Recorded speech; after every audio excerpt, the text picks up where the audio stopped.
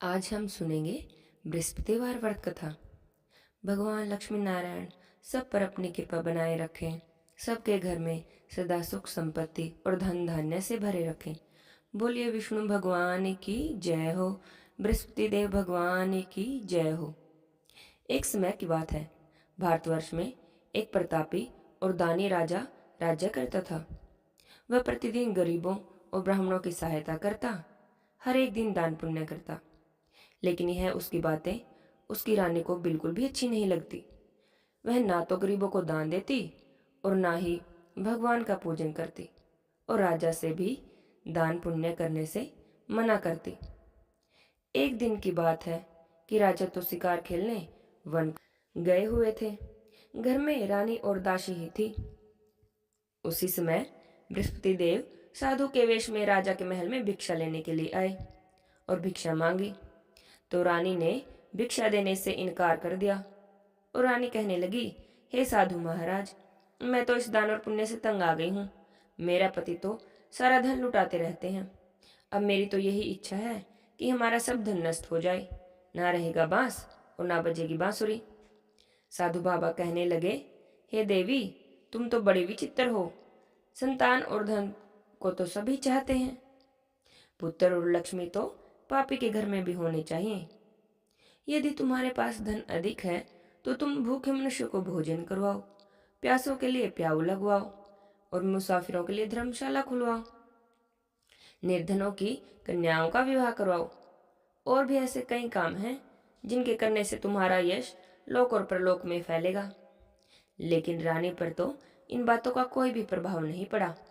वह कहने लगी, महाराज, आप मुझे मत समझाइए। मुझे ऐसे धन की कोई आवश्यकता नहीं, मैं जिसे हर किसी को बांटते फिरूं।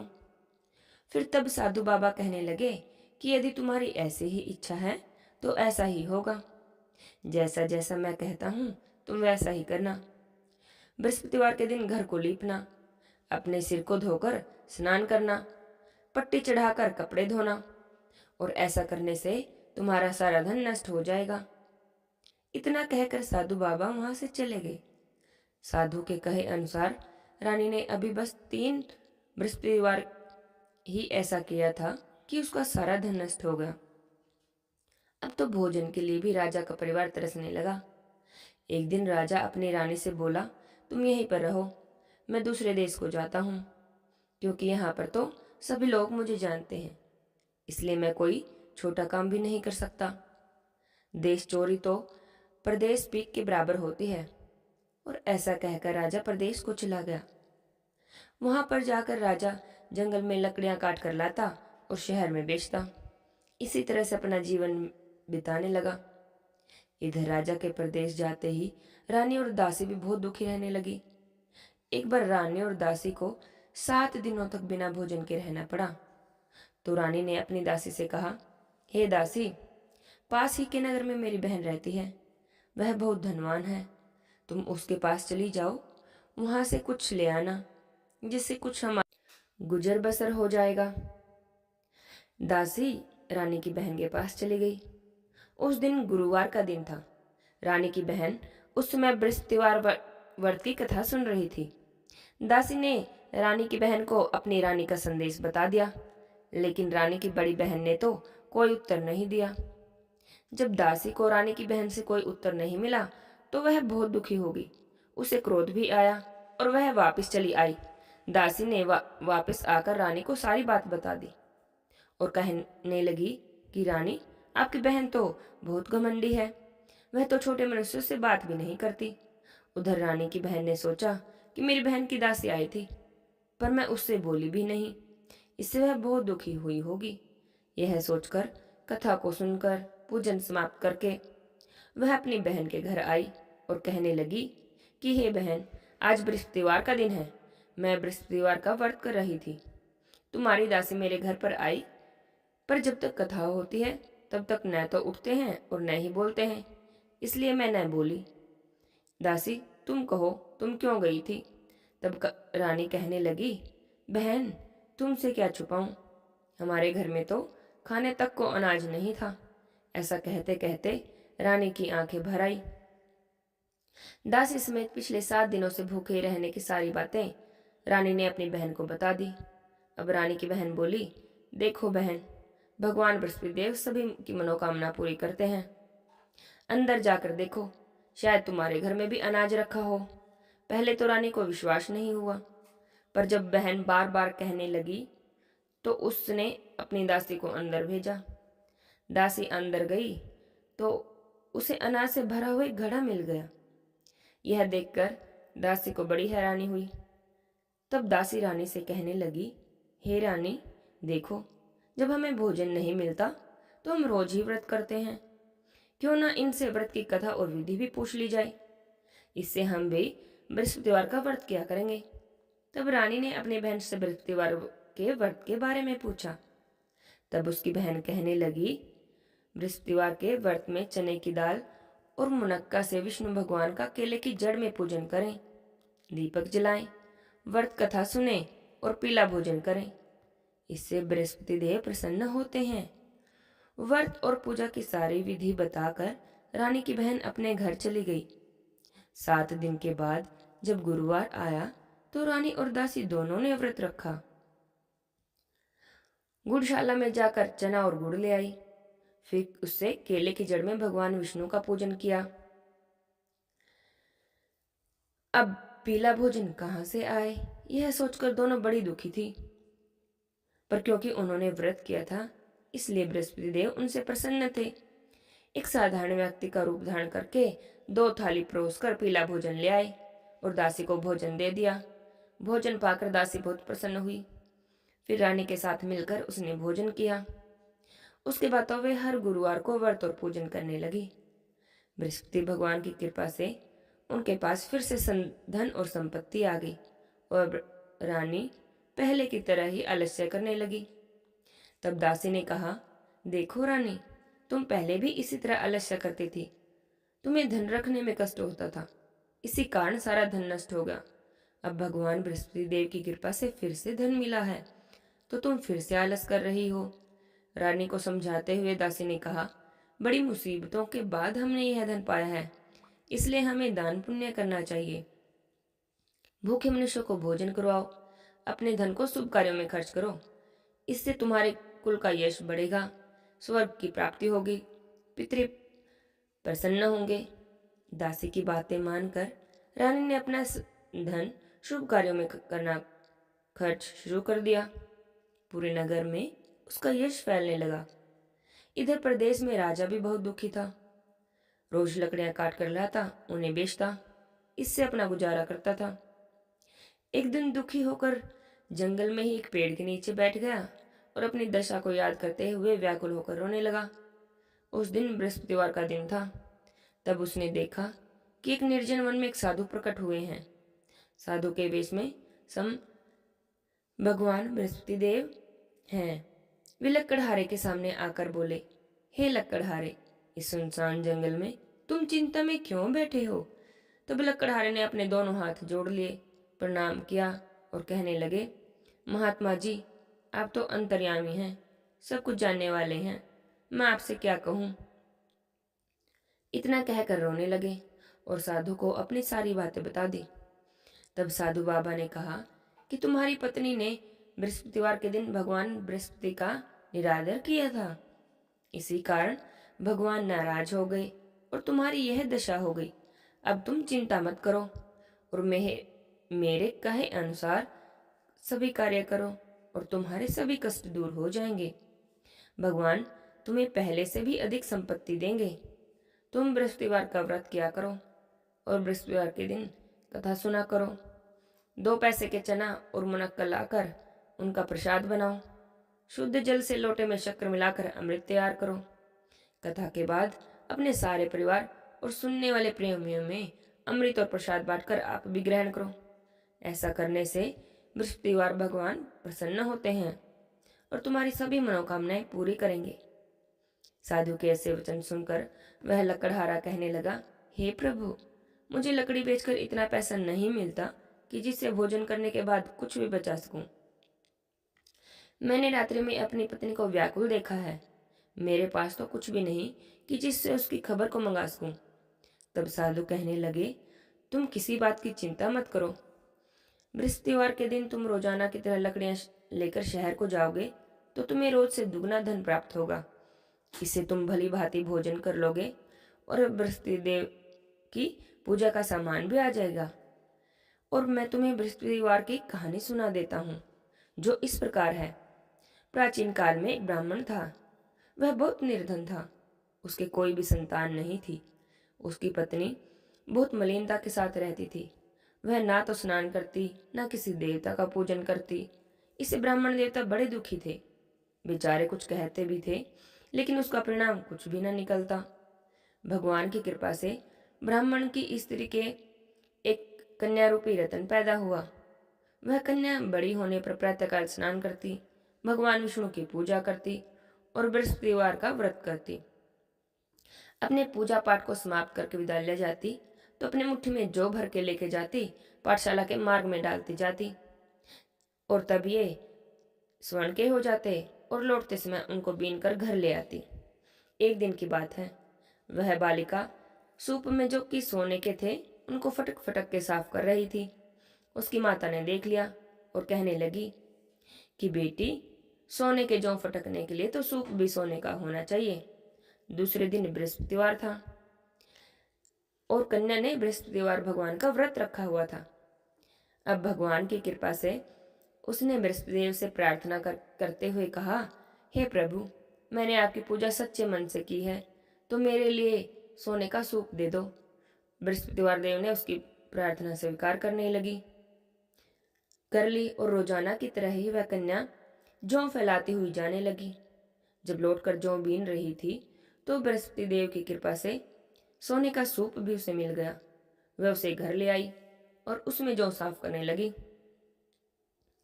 परंतु उसकी माँ का तो वही ढंग रहा। एक दिन की बात है कि वह कन्या सोने के सूप में जौ साफ कर रही थी।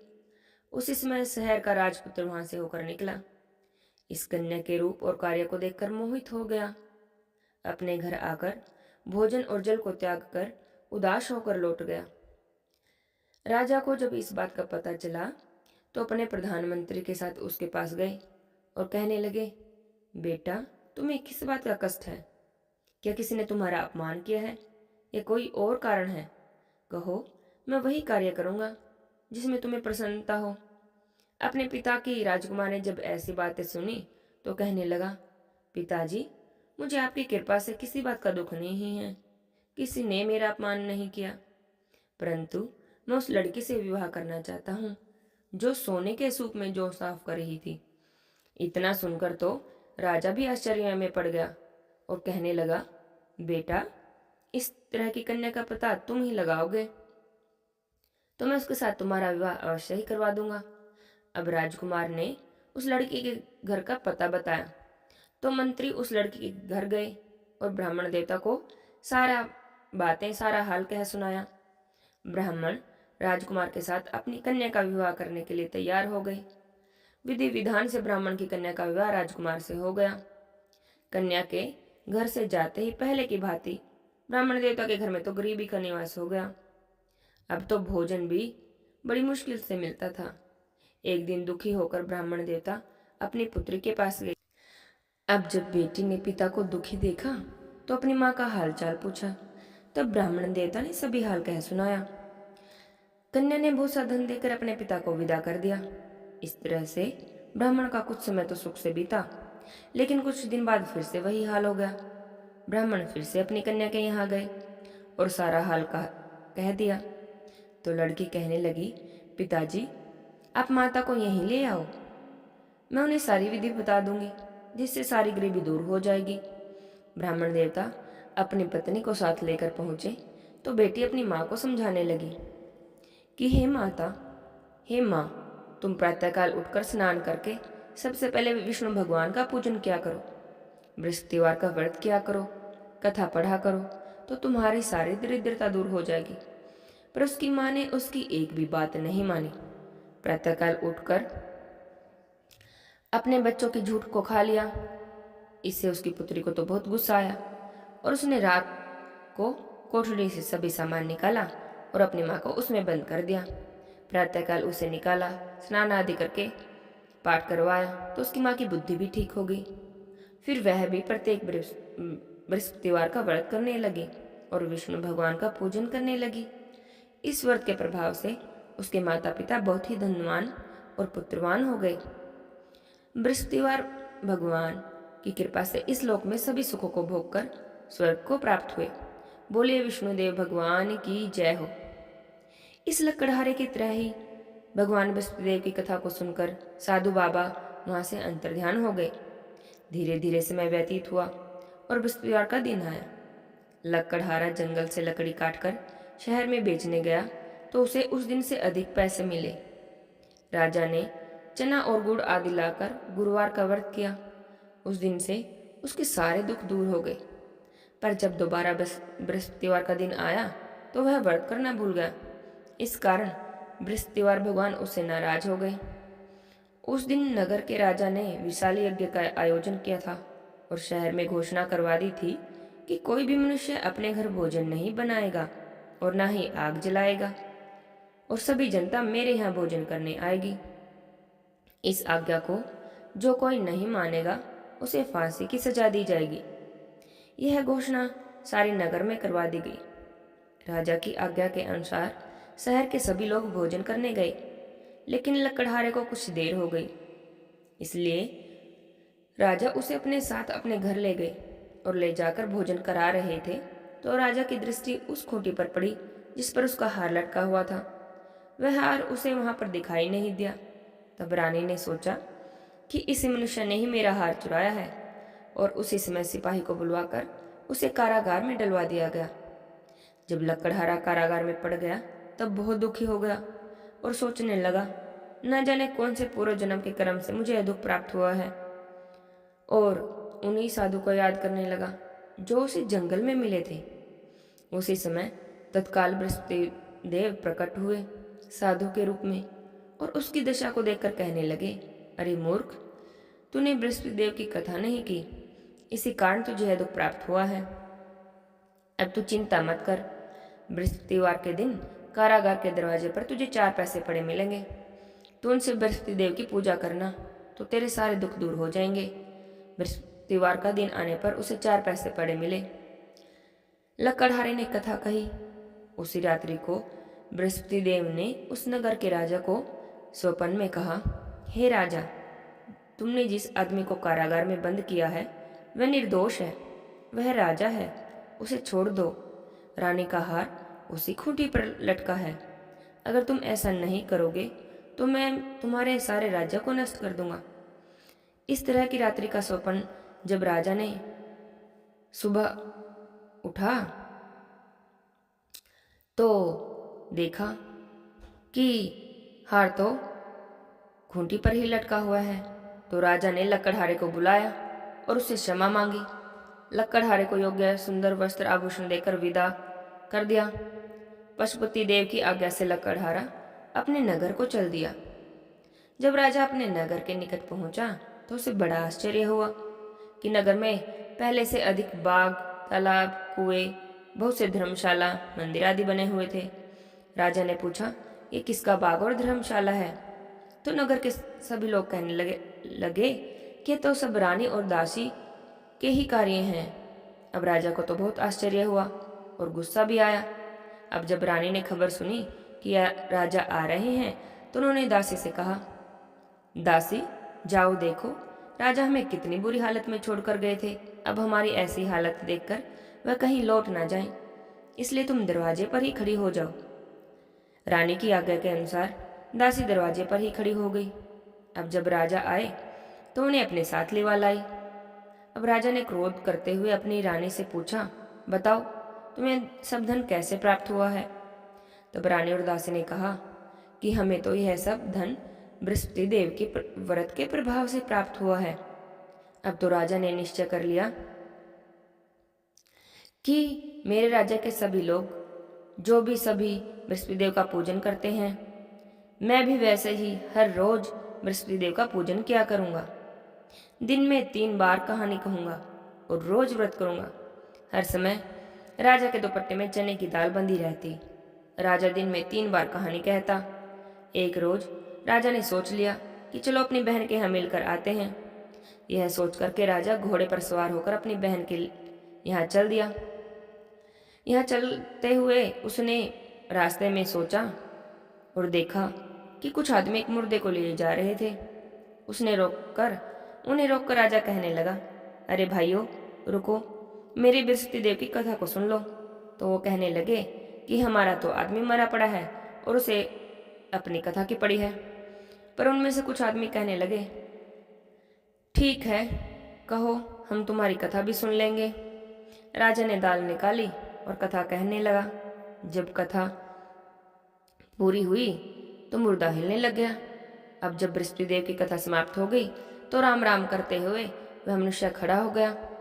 अब राजा आगे चला गया और आगे चलते हुए मार्ग में उसे एक किसान खेत में हल चलाता हुआ दिखा। तो राजा ने उसे देखकर रुका और उसे भी कहने लगा, अरे भैया, मेरी बृहस्पतिवार व्रत की कथा सुन लो। किसान कहने लगा, जब तक मैं तेरी कथा सुनूंगा तब तक तो 4 हरिया और जोत लूंगा, तू अपनी कथा किसी और को सुनाना। अब राजा आगे चलने लगा। राजा के हटते ही बैल पछाड़ खाकर गिर गई। किसान के पेट में बड़े जोर से दर्द होने लगा। उसी समय उसकी माँ रोटी लेकर आ गई। जब उसने देखा तो अपने बेटे से सब हाल पूछा। बेटे ने सब हाल कह सुनाया तो बुढ़िया दौड़ी दौड़ी उसी घुड़सवार के पास गई और कहने लगी कि बेटा, मैं तेरी कथा सुनूंगी, तुम अपनी कथा मेरे खेत में चलकर कहो। अब राजा बुढ़िया के साथ खेत में जाकर कहानी कहने लगे। कहानी सुनते सुनते ही बैल उठकर खड़े हो गए और किसान के पेट का दर्द भी चला गया। चलते चलते राजा अपनी बहन के घर पहुंच गया। बहन ने भाई की खूब मेहमान नवाजी की। अब दूसरी रोज प्रातःकाल जब राजा जगा तो देखने लगा कि सभी लोग भोजन कर रहे हैं। तो राजा अपनी बहन से कहने लगा, ऐसा कोई मनुष्य हो जिसने भोजन ना किया हो तो मेरी बृहस्पतिवार की कथा सुन लो। बहन कहने लगी, भैया, यह देश तो ऐसा ही है कि यहाँ लोग पहले भोजन करते हैं और बाद में कुछ और काम करते हैं, लेकिन अगर कोई पड़ोस में हो तो मैं देख आती हूँ। ऐसा कहकर वह देखने चली गई, पर उसे तो कोई भी ऐसा व्यक्ति नहीं मिला जिसने भोजन न किया हो। अंत में वह एक कुम्हार के घर गई। उस कुम्हार का लड़का बीमार था। उसे पता चला कि उसके यहाँ तो 2-3 रोज से किसी ने भोजन ही नहीं किया। तब रानी ने अपने भाई की कथा सुनने के लिए कुम्हार से कहा, तो वह तैयार हो गया। राजा ने उसके घर जाकर बृहस्पतिवार की कथा कही, जिसे सुनकर उसका लड़का ठीक हो गया। अब तो राजा की प्रशंसा होने लगी। कुछ दिनों तक राजा अपनी बहन के घर रहा। फिर एक दिन कहने लगा, बहन, अब हम अपने घर को जाएंगे, तुम भी तैयार हो जाओ। रानी की बहन ने अपनी सास से कहा। सास कहने लगी, हाँ चली जा, पर अपने लड़के को मत ले जाना, क्योंकि तेरे भाई की कोई औलाद नहीं है। तब भाई बहन से कहने लगी, भैया मैं तो चलूंगी, पर कोई बालक नहीं आएगा। राजा कहने लगा, जब कोई बालक ही नहीं आएगा तब तुम क्या ही करोगी। बड़े दुखी मन से राजा अपने नगर को लौट आया। राजा ने अपनी रानी से कहा कि हम निर्वंश हैं, तो कोई हमारे यहाँ भी आने को खुश नहीं है। हमारा तो मुख देखने का भी धर्म नहीं रहा और कुछ भी भोजन नहीं किया और उदास होकर लेट गया। तब रानी कहने लगी, हे प्रभु, बृहस्पति देव ने हमें सब कुछ दिया है, वे हमें औलाद भी अवश्य ही देंगे। उस रात को बृहस्पति देव ने राजा के स्वप्न में कहा, हे राजा, उठो, अपनी सभी सोच त्याग दो, तुम्हारी रानी गर्भ से है। राजा को यह बात सुनकर बड़ी खुशी हुई और उनके यहाँ 9वें महीने में रानी ने एक सुंदर पुत्र को जन्म दिया। अब राजा कहने लगा, हे रानी, स्त्री बिना भोजन के रह सकती है, बिना कहे नहीं रह सकती। जब मेरी बहन आए तो तुम उससे कुछ मत कहना। रानी ने सुनकर हाँ कर दी। तब जब राजा की बहन ने यह शुभ समाचार सुना तो वह बहुत खुशी हुई और बधाई देकर लेकर अपने भाई के घर आई। तब कहने लगी, घोड़ा चढ़कर तो नहीं आई, कथा चढ़ी आई हो। राजा की बहन बोली, भाभी, मैं ऐसे ना कहती तो तुम्हें औलाद कैसे मिलती। बृहस्पति देव ऐसे ही हैं, जैसे जिसकी मनोकामना होती है सभी पूर्ण करते हैं। जो सद्भावना से बृहस्पतिवार का व्रत करते हैं, बृहस्पतिवार की कथा को पढ़ते हैं, यह सुनते हैं और दूसरों को सुनाते हैं। बृहस्पति देव उनकी सभी मनोकामनाओं को पूरी करते हैं। भगवान बृहस्पति देव उनकी सदैव रक्षा करते हैं।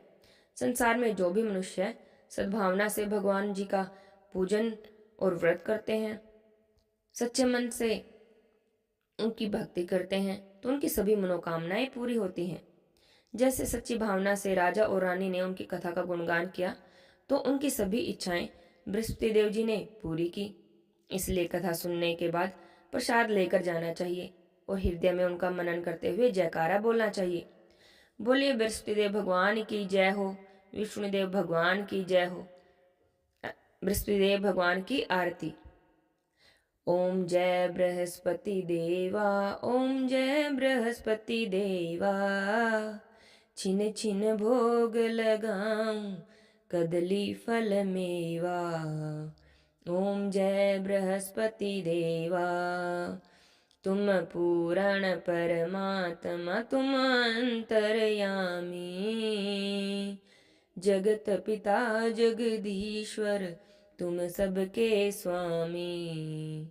ओम जय बृहस्पति देवा, ओम जय बृहस्पति देवा, स्वामी जय बृहस्पति देवा, छिन छिन भोग लगाऊं कदली फल मेवा। ओम जय बृहस्पति देवा, चरणामृत निज निर्मल सब पातक हरता, सकल मनोरथ दायक कृपा करो भरता। ओम जय बृहस्पति देवा, ओम जय बृहस्पति देवा, स्वामी जय बृहस्पति देवा, छिन छिन भोग लगाऊं कदली फल मेवा। ओम जय बृहस्पति देवा, तन मन धन अर्पण कर जो जन शरण पड़े, प्रभु प्रकट तब होकर आकर द्वार खड़े। ओम जय बृहस्पति देवा, ओम जय बृहस्पति देवा, स्वामी जय बृहस्पति देवा, छिन छिन भोग लगाऊं कदली फल मेवा। ओम जय बृहस्पति देवा, दीन दयाल दयानिधि भगतन हितकारी, पाप दोष सब हरता भव बंधन हारी। ओम जय बृहस्पति देवा, ओम जय बृहस्पति देवा, स्वामी जय बृहस्पति देवा, छिन छिन भोग लगाऊं कदली फल मेवा। ओम जय बृहस्पति देवा, सकल मनोरथ दायक सब संशय हारो, विषय विकार मिटाओ संतन सुखकारी। ओम जय बृहस्पति देवा, ओम जय बृहस्पति देवा, स्वामी जय बृहस्पति देवा, छिन छिन भोग लगाऊं कदली फल मेवा। ओम जय बृहस्पति देवा, जो कोई आरती आपकी प्रेम सहित गावे, जेठानंद आनंद कर सो निश्चय पावे। ओम जय बृहस्पति देवा, ओम जय बृहस्पति देवा, स्वामी जय बृहस्पति देवा, छिन छिन भोग लगाऊं कदली फल मेवा। ओम जय बृहस्पति देवा। बोले विष्णु भगवान की जय हो, बृहस्पति देव भगवान की जय हो। लक्ष्मी नारायण भगवान, बृहस्पति भगवान ये कथा कहानी कहते सुनते हुंकारा भरते सब पर अपनी कृपा बनाए